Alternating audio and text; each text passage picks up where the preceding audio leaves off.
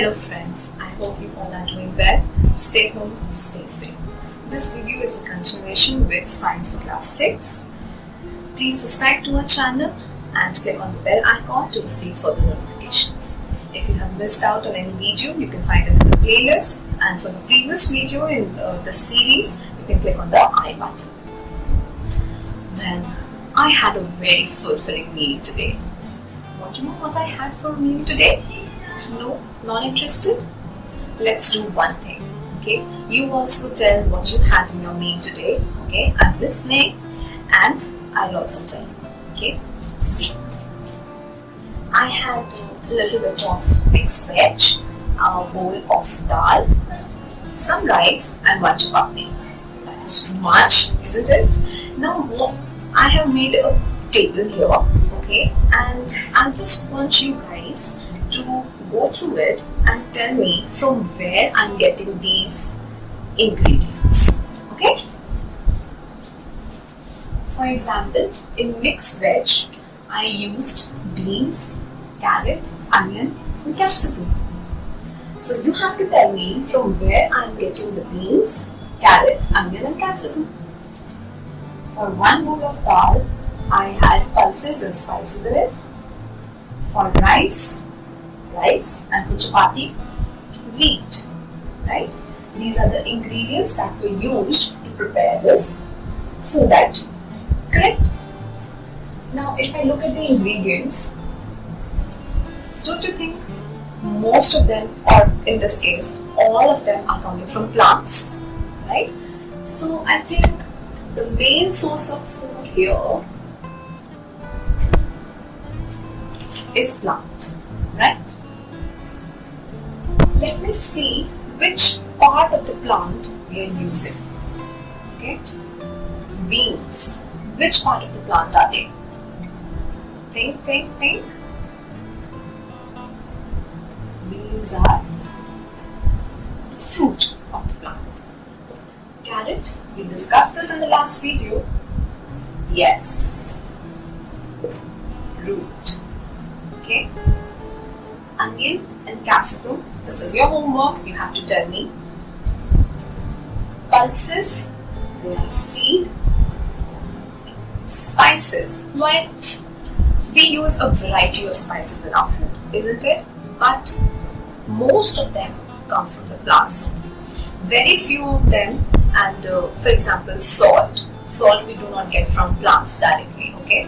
But 90% of the spices that we use in our food, they come from plants, like mustard seeds, we have cinnamon, then we have chilies, turmeric, all of them are plant products, okay? And various edible parts of the plant. Rice and wheat, they are also grains or seed. They are called grains, but technically they are the seed of the plants, okay? Right? Now, after having such a full meal, I needed something to digest it also. Okay? You know what I had for that? I had 1 glass of buttermilk, and that helped me to digest my food. Okay? Let me think. How do we make buttermilk? I think we use curd and water, isn't it? Right? Am I right? So, where do we get curd from? Curd. We make it from the milk. And where do we get the milk from? From the cows or buffaloes, right? Now, this is one source of food which is different from plants, right? In this case, all the ingredients were coming from the plant. But some food items like milk, cheese, curd, cream, butter, meat, they come from animal sources. Okay, so we can list one more source of food here, which is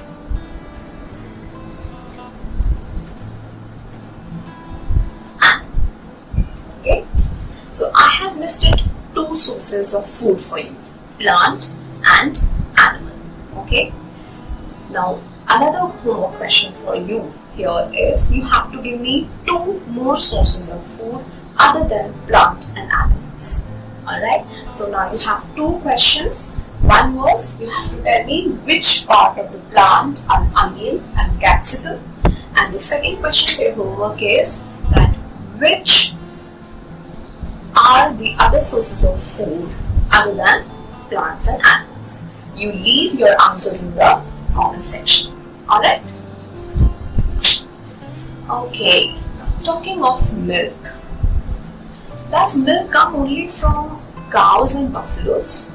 Or do we have other animals also that give milk? Right? Yes, you are right. We have other animals also give milk to us. For example, we get milk from goat, we get milk from yak, we also get milk from camel. Okay? All these animals also give milk, and it is used by the humans also in different parts of the country to for making various things, okay, and for drinking purposes also. For example, in the desert area where camels are found, so there people drink camel milk more. In the mountainous regions where the cows and buffaloes cannot survive, only yak can survive.